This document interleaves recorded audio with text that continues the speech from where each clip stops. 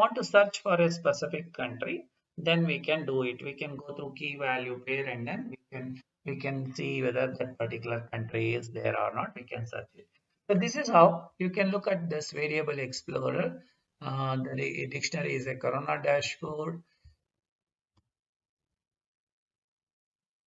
Yeah, this is how it is. So this is a dictionary. So I want to now search for a specific country, then you can do it. So let us say print search for a specific country. I'm looking at the dashboard of a specific country, then I can say country is equal to input, enter country name. I want to know whether I want to get the information about that country. Right? So then how do we do it? Again, we have to look through the dictionary. So we can look through the dictionary. Once we look through the dictionary, in the dictionary we have key value pair. I can search for a particular key. Say for key comma v in dictionary dot item, then the key. So if key is equal to country name, right? So I'm looking for a specific country. So key is equal to whatever the country they are asking,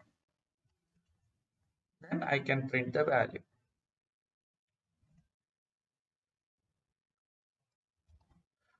Corona info of country K is, so this is a V value, right? In this way, what I can do is I can search for information of a specific country. Same thing you can do when in the list also.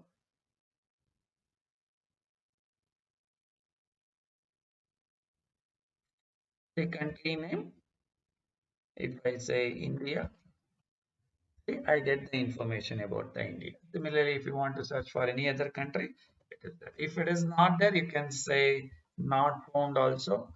You can use like for else, and then you can say if it is not there, we can say it is not found. So in that way, we can start with writing simple programs using a dictionary.